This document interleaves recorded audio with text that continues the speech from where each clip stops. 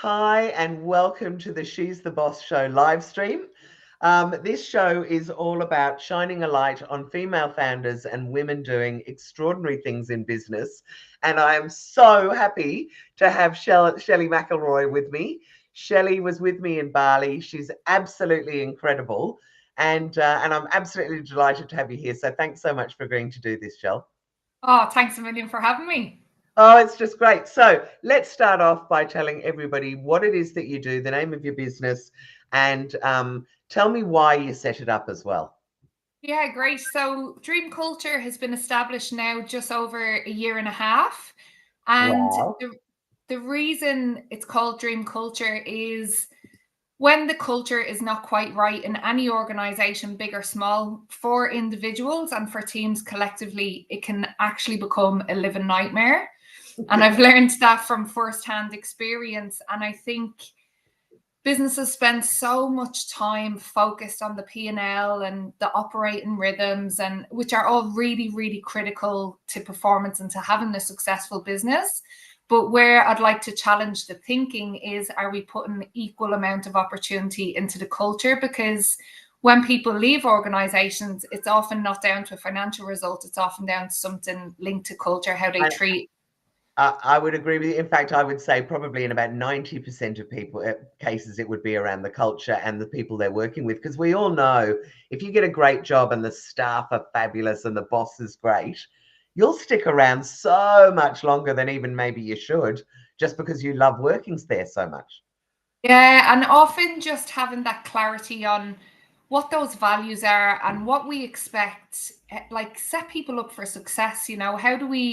What does success look like in this organization? Or if I was to join She's the Boss, what are those clear expectations that are non-negotiables for you? What Yeah. they look like and what they don't look like. And if Right. we can communicate that and be like, this is what our culture stands for, this is how you can add value to it, all of a sudden the really difficult things become a bit easier over time. But you Yeah. need to get everybody rowing in the same direction. So, why though? Why did you set it up? What happened? There's nearly always a something that tipped me over, and I went, "I'm going to do it myself." So, what Yeah, happened so with you? yeah, I had a very difficult workplace situation Right. that actually led to gross misconduct, and it was a very, very difficult situation to navigate. And the impact on me personally, like mentally, how I was showing up to my family, even some of my friends were like, Jesus, what's up with you recently? And Right. I kind of, it was just the weight of it. And I'm not an anxious person. I literally felt like I had somebody standing on my chest for months.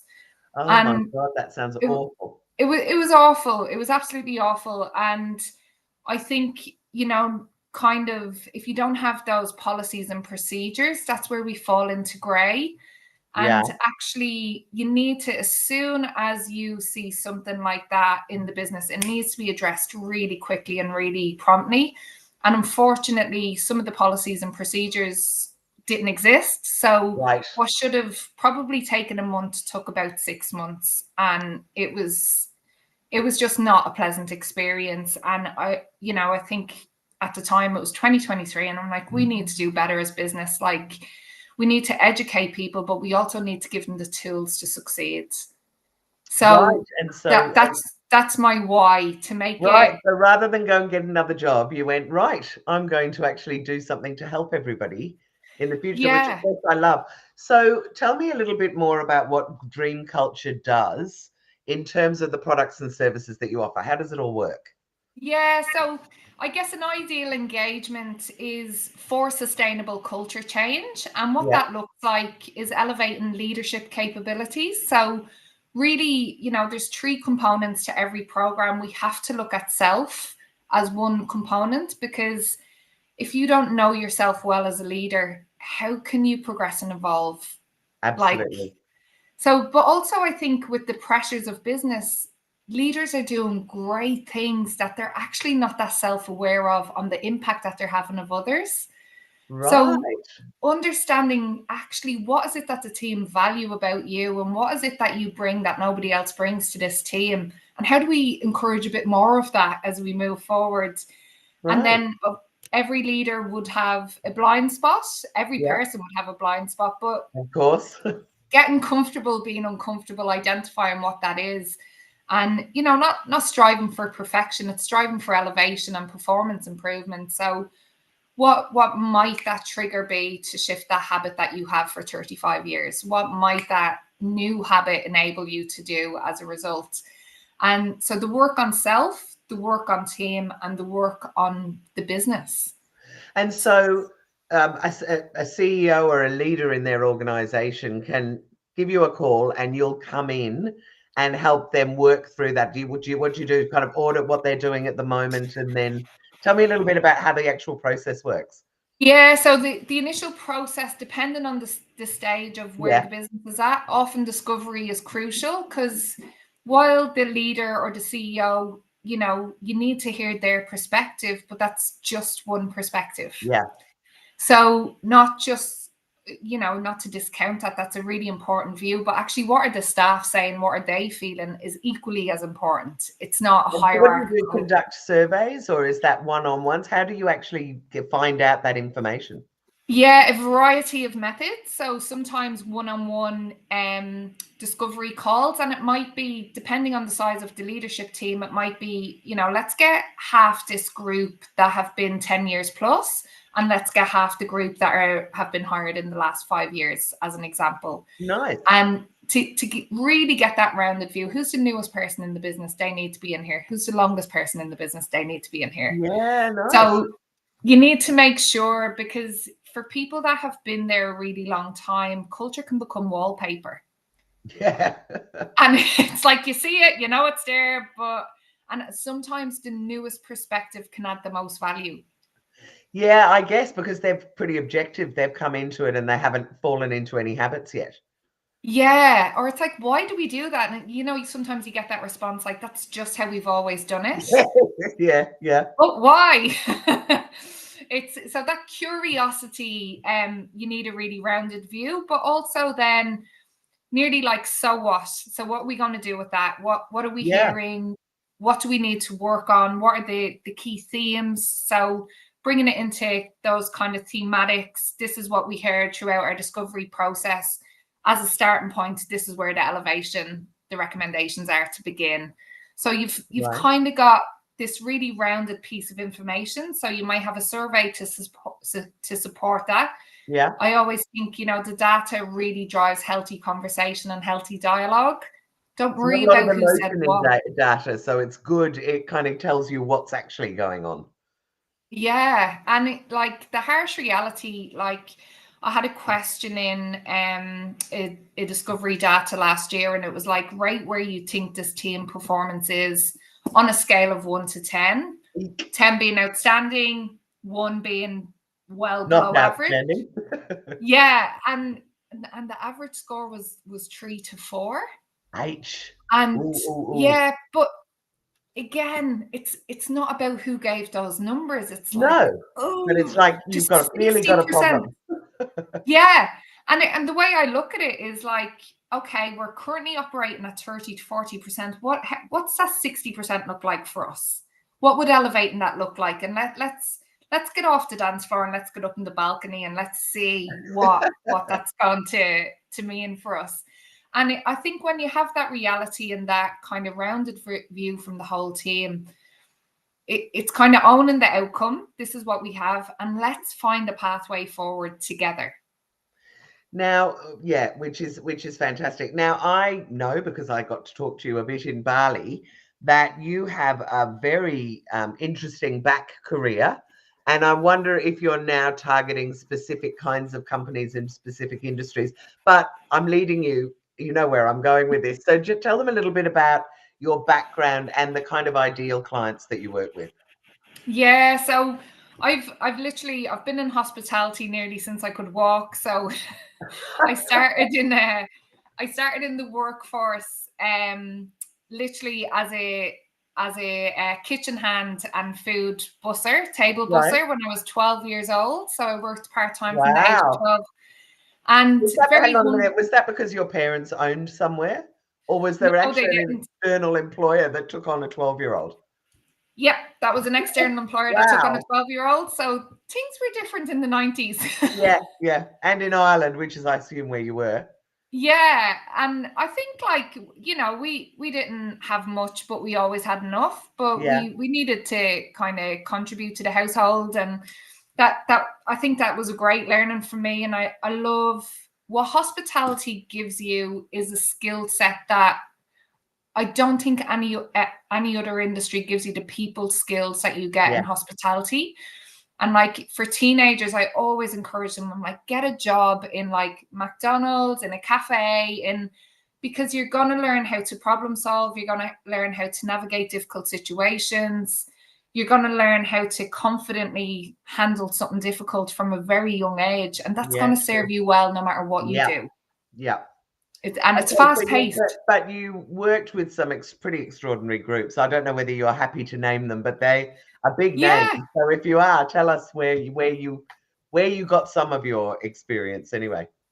Yeah, so my management and leadership career worked with a company that's now Rockpool that used to be called Urban Purveyor Group. So it was the Bavarian beer cafes, and that, like, my sponsorship in Australia started there, but it was really going from a supervisor level to a manager to a general manager quite quickly. Wow, yeah. And from there, I worked with Maryvale for 5.5 years, and I had a variety of general manager roles. And, you know, one of the kind of careers that really kept me up at night was leading a team of 120 people. So, oh my God. But again, I was like 29, 30. Like that learning and running a multi-million-dollar business, like you're empowered to run the business like it's your own. It's, you know, it's not for the faint-hearted, and either is hospitality, in my view, but it's the learning curve was off the charts. And then once I started my family, I went more so into the training and development side of things. Yeah. But specifically in hospitality, and led a number of training initiatives for the Maryvale Group, and then went on to be a facilitator in another business. So I've kind of done this line of work in different shapes and forms for the last 8 years. And I think, are hospo businesses your favorite? Are they the ones that you really target, or do you work across a whole lot of industries? I work across a whole load of industries, which keeps it really, because culture is any team, right? It's any size, it's any business. But I think there is a very natural synergy with me in hospitality.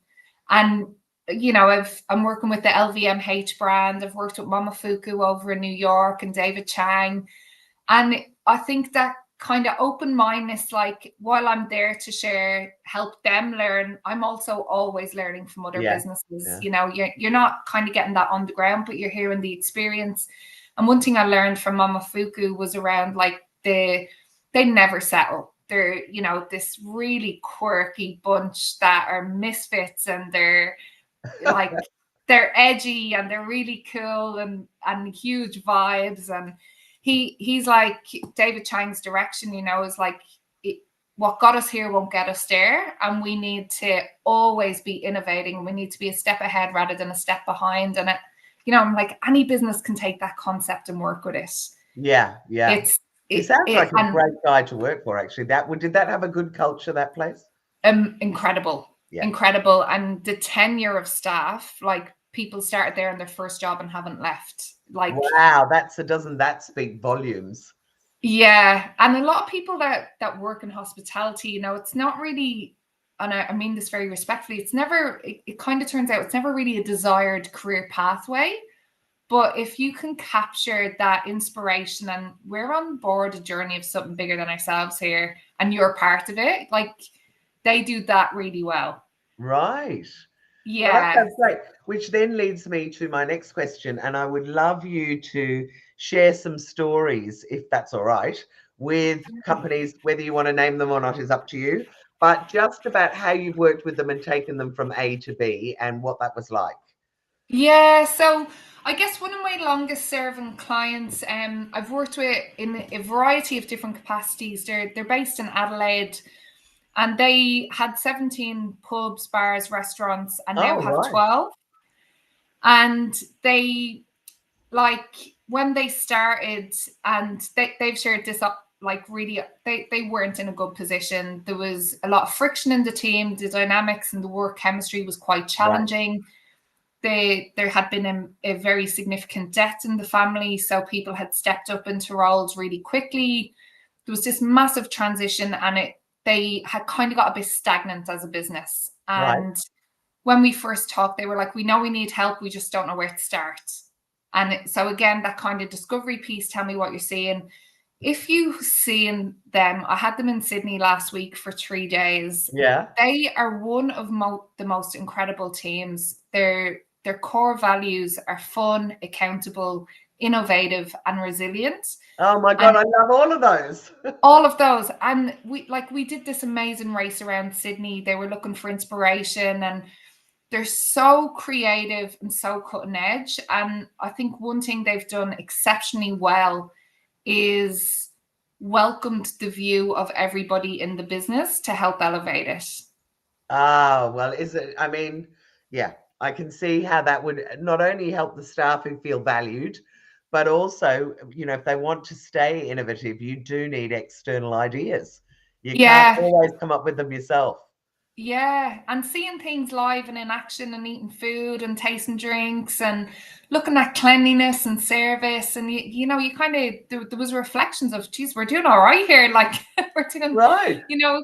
So it's good. I think that's a reminder in all business as well, like who are you competing against? Like, what is your competition? And do you have an awareness of what that is? Not to outshine them, but if you have awareness of that, you can either choose to elevate the lane that you're in or pivot and address something that you might not have thought of. Yeah, very true. Very true. So do you normally work with organizations on like a project basis? So let us solve the problem, we'll put everything in place and then we'll leave? Or is it much more of a long-term relationship? So we'll go in and fix it and then we'll be beside you holding your hand as you grow, I guess. How does it work? It's generally more a long-term relationship. So because with culture, you know, it's nearly like a muscle. You know, when you go to the gym and you start to work out, initially it's very painful. Yeah, I know. Initially it's very painful and then it gets easier. Culture is a bit like that. You start to work on it. If you stop working on it, that muscle it'll slide. Is going to, yes. Yeah, right. Yeah. So you have to continue to work on it. And I think, you know, that business that I've worked with for 6 years, they're like, you're now aligned in our P&L. Like I'm just an extension of their leadership team. So that's an ideal position. But there's also some short-term projects that are that kind of 6 months. We're going through transition. We're opening new venues. Right. We've had massive change in the team or change in the board. So the answer is both. But ideally, you kind of want to be in it with them more so as a valued business partner than a set and forget. And I would imagine for a lot of them, if you come in and you're changed the dynamic from, oh my God, I don't want to go to work today, to, woohoo, we're going to work today, that they don't ever want to lose that. They don't ever want to slide. So what you've done for them has made such a huge difference that I'm not surprised you're aligned in the P&L. Yeah, and I think, you know, one thing to remember, behaviors drive performance. Yeah. So the results are really important, but actually, how are people behaving in work? How are they showing up for each other? How are they communicating as a team? Are they respectfully and professionally challenging each other? Are they bringing ideas to the table? That's all so important in the cultural side of things. Otherwise, you can just get great taskmasters. Yeah, actually, that's very true. So have you got another story? Can you tell us one or two? I can tell you a few shocking ones. So yeah, go on then. You can't have everything looking all roses and sunshine. Yeah, so I had a business development meeting a while back, and the leader was like, the team need this help. They're not communicating. They're not doing this. They're not doing this. They're not doing this. And I said, okay, can you tell me a little bit about the role you've played in that? Oh, it's not my fault. It's their fault. Total Teflon deflection. Yes. And I said, well, you know, when is the last time you've had feedback from your executive circle? It hadn't happened for ever, I don't think. And I said, would you be open to having some feedback from your team? And he said, no, you're not hearing me. I don't need it. They need it. And I said, okay, I'm going to make this really easy for you. Like this, a big part of the cultural problem that you're telling me is actually you. I'm suggesting we probably are not the right partner fit if you think everyone else is the problem and you're the one that's fine. And it was quite a difficult conversation because I bet. but also sometimes in business nobody challenges the leader. No, that's what I mean. I love it when I was just talking about it this week, when if you really know an organization or you really know your stuff, and I remember years ago saying I was selling advertising in newspapers, and a client came to me and they were trying to put so much into this tiny ad. And I said, you know what? I'm not going to take it because it's not going to work. And then you're going to blame me. Yeah. It's not going to work for your clients and it's not going to work for you. And I remember thinking, oh my God, what are they going to be like? And about 2 days later, the CEO rang me and said, no one has ever said that. We so appreciate it. And we're going to look at everything now. So I do think that to challenge leaders is not a bad thing. Oh, and in this case, at that time, they weren't overly open to it. Yeah. But actually, funny enough, circling back a couple of months later, we had another conversation, and it was nearly like, you were willing to walk away from this. We're now interested. It nearly, right. You know, so I think with leadership, we need a support network, and there's no doubt about it. We need people supporting us, but we also need people challenging us. Yeah, absolutely. Well, we know about even movie stars surrounded by yes men, and we all look at them and go, that wasn't a good idea, but no one was brave enough to tell you shouldn't have done it. Yeah. So, but you know what I love? I love that the guy presumably had enough time to think about it and go, well, maybe I should at least be open to maybe that I'm having an effect on everyone as well. I mean, did he come back to you or did he leave? We came back. We haven't engaged, but I've definitely shifted his thinking. Yeah. So, you know, my advice, probably taken with a grain of salt, was to do some work on self and really take that analogy. You know, when with leadership, you can blame your team, it's all their fault, but actually we have to hold up the mirror. What role have we played in it, positively or negatively? And we have to own that space. And that's really challenging to do. But again, it's such a critical part of performance. Yeah. Wow. I think that you sound so amazing. I'm not surprised that your business is absolutely blossoming because people need people that do that. And there's an awful lot of people that are so scared about losing the client that they just, you know, in the same way that there's a whole lot of people who don't want to leave their jobs because they're too scared or don't want to ask for a pay rise. It's almost the same thing. There are so many organizations and particularly consultants, I think, that go into companies and are too scared to, you know, potentially jeopardize what might happen. So the fact that you stand on your values and you genuinely want to see them improve, and if you do, then sometimes there are bitter pills that you have to swallow as part of the growth. Yeah, and I think it's okay, like for anyone with a small consultancy business, if it's not aligned, like, you know, if you wear the hat that you want to be their most valued business partner, if you see there's actually a bit of a disconnect between what we're saying and what we're doing, or our values are not actually aligned, like, call it out and have the conversation and make an informed decision based on where that conversation lands. Because if in your gut feel, you know, like I know that person was not particularly open to change, but needed to see change in his team. You can't say one thing and do another. No. I could tell you for free it wasn't going to work. Like, let's get that conversation out on the table. But if you're willing, and if you're, you know, just, and there was a bit of, you know, I might just drop in and out. And I was like, oh my God, I can't stand that as well. This is a process. It's not we'll do it for a month and then you can have 3 months off and then we'll have yeah. And I was like, no, you need to like show up committed, the same as any other team member. Or not. Yeah. So, and I think one other kind of anecdote that can help any business is having clarity on what, like, the behaviors we want to successfully see in our business. You know, it's often things like integrity, accountability, honesty, respect, all brilliant. Have clarity on what that looks like and have clarity on what we don't want to see. Yeah, and I think that is something that's only come to me in the last 4 or 5 years. This is what we are, but this is definitely what we're not, and defining that so that you have those very clear boundaries as to what does this company stand for. Yeah. Is really good. I love it that you do that work with them. Yeah, and often as well, like, you know, if businesses are established for 30 years or 10 years or whatever it might be, often the current leadership team wasn't part of the setup of that.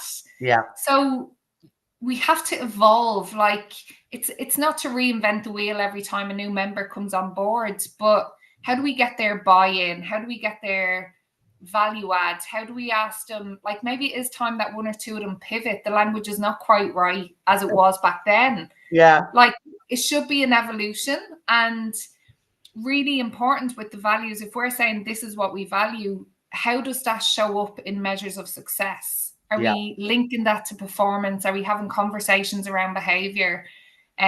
Because often the disconnect is, well, the most amazing salesperson who nobody wants to work with drives the highest revenue and is the worst at living the values.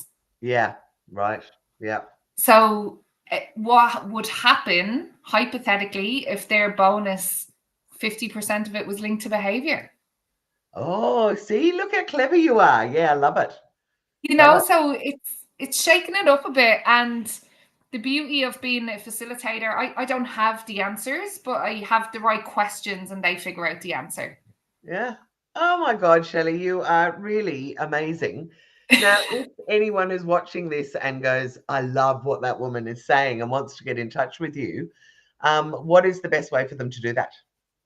Yeah, so my website is www.dreamculture.com.au. Right. Or find me on LinkedIn, and it's just Shelly McElroy, and I come up. There's not too many gingers on there, so I'm easy to find. You're a lovely ginger. Well, listen, thank you so much. I just think you're extraordinary, and I was so delighted to get to know you and what you do. And I think that any hospo business out there really that's got more than 1 or 2 employees should be working with you, because there is not only what you know in your own experience, but how you can help them shape their own experience to make it so great. So absolutely love what you do. Thank you so much. If you have enjoyed, if you're watching this and you've enjoyed it, please sign up, or not sign up because it isn't, but just keep an eye out for it. It's out every Monday at 11 o'clock. A huge thanks, I have to say, to my sponsor, Eve John from Boardroom 5. Boardroom, sorry, 51. And what she's doing is helping women to get on board, and she wants to get that percentage to 51%, which is where the 51 comes from, which I love.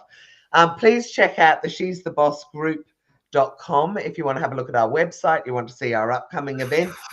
And I also coach women on how to become a woman of influence. And we have recently launched the womenspeakers.com.au directory, and I've got a live stream going for that for every week as well. So lots and lots of amazing women for you to meet. And I have to say,